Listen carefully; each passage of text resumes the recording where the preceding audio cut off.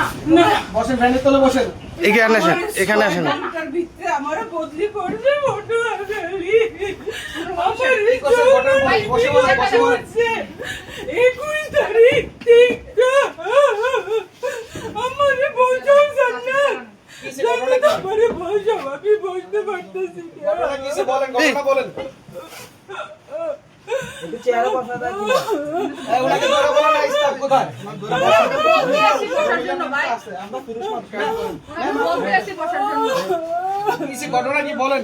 আচ্ছা একটা বসেন না আমারে তুলো আমারে ধরে চেহারাতে বসা তুলো আপনারা হাতে ধরে সমস্যা, হাতে ধরে বলেন না। সাইডটা উঠিয়ে দিয়ে একটা ওখানে বসুন।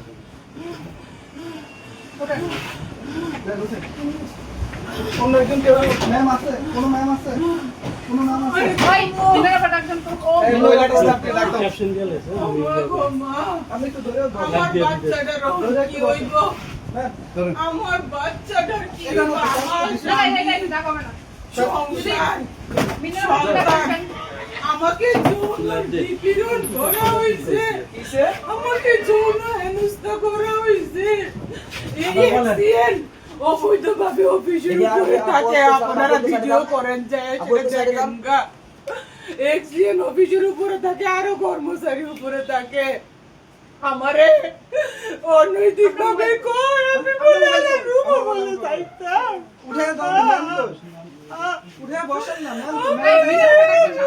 ভাইরালি করতে কবে ভাইরালি করতে কবে আমারে 21 তারিখ থেকে এর আগের থেকে আবার আলি প্রস্তাব দে এবারে রুমও বলে যাইতাম এক্সচেঞ্জারে রুমও বলে যাইতাম বেড়ারে বলে খুশি করতাম আর নাহলে আমারে বলে বদলি বলে করে দিব নাম কি ওনার আছে, নাম আমার কি? নাম আবুল খায়ের নির্বাহী প্রকৌশলী আমার অফিসের খেয়াল করেন, ওর পুরো এরপরে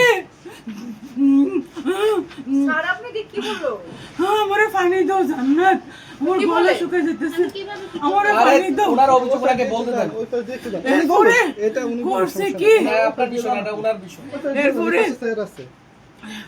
আমি হেরা টেন্ডার করছে হ্যাঁ। সে টেন্ডার চোর সে টেন্ডার করছে আমি এস্টিমেটেড টিপু স্যারকে বললাম স্যার আমি তো আমার তো আমি পারতাম না আমি ওনার একটু সাইড দেন, উনি আসুক। ওনার একটু সাইড দেন। আমার তুলো আপনার নাম কি? আপনি কোন পোস্টে আছেন আর কি সমস্যা বলেন? আমার নাম মুসাম্মদ তাসমিন আক্তার আচ্ছা, কি হয়েছে, ঘটনা কি হয়েছে? ম্যাডাম ওঠেন ওইটা বসে হ্যাঁ উঠান উঠান, হ্যাঁ দুজন ধরেন। না উঠলে কি ইয়া করা যাবে একটা মানুষকে একটু ক্যামেরা ইয়ে করে বসে দেন।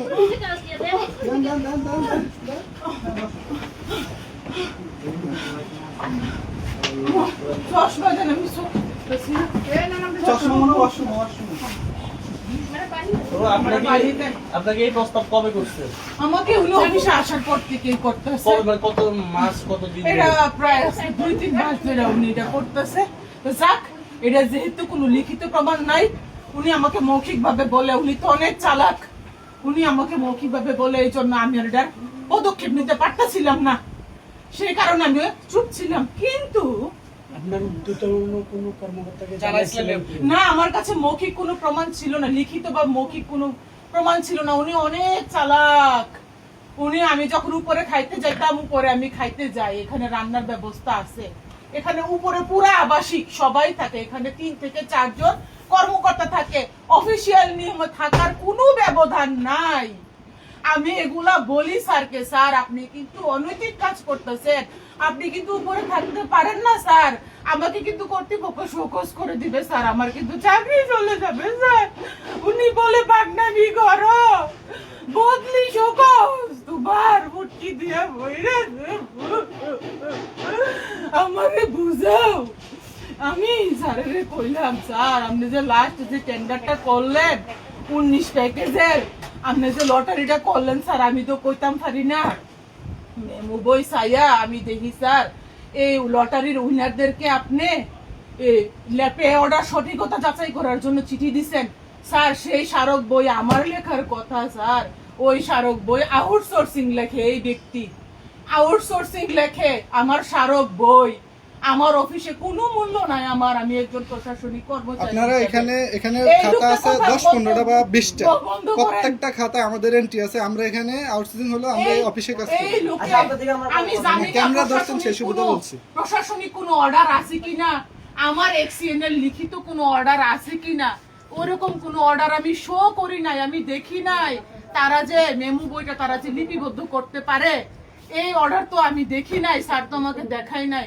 আমি বললাম এস্টিমেটর টিপু স্যারকে, স্যার আপনি যে পে অর্ডারের জন্য যে চিঠি দিচ্ছেন, এই চিঠি তো আমি করছি না, এই চিঠির স্মারক তো স্যার 423, এই চিঠির স্মারক স্যার 423 স্যার হবে। এটা আমার চিঠি স্যার, এটা আমি দাখিল করব, এটা আমি স্মারক না বইয়ে লিখবো, এই চিঠির নিচে স্যার আমি ইনিশিয়াল করব স্যার। এটা অপ্রশাসনিক ভাবে এই চিঠিগুলো কেন যাচাইয়ের জন্য ব্যাংকে যাবে স্যার?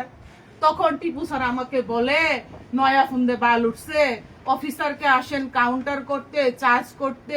আমি বলি স্যার আমি তো আপনাকে চার্জ করতে পারি না, আমি কর্মচারী স্যার, চার্জ করার ক্ষমতা স্যার আমার নাই। স্যার আমি প্রশাসনিকভাবে জানতে চাইছি স্যার, আপনারা কেন এই টেন্ডার নোটিশ যে লটারি যে করবেন, কেন নির্বাহী প্রকৌশলীর আদেশে সই করা একটি পত্র আপনারা কেন দাখিল করেন নাই স্যার? এই পত্র তো আমি দাখিল করার কথা। কোনো সময় অফিসে অডিট হইলে এই প্রশ্ন তো আমি সম্মুখীন হব, আপনি কেন এই টেন্ডারের লটারি প্রকাশের তারিখটি আপনি নোটিশ বোর্ডে দেন নাই এবং কর্তৃপক্ষকে অবগত করেন নাই? তখন কি আমার চাকরি থাকবে? আমি এখানে প্রশাসনিক দায়িত্বে আছি, আমার কি প্রশাসনিক বিষয় সম্পর্কে প্রশ্ন করার অধিকার নাই? আমি কি জানতে পারি না আমার স্যারের কাছে? পারি কি না? আপনাকে কি হ্যারাসমেন্ট করছে? হ্যারাসমেন্ট হইল গিয়া সেটা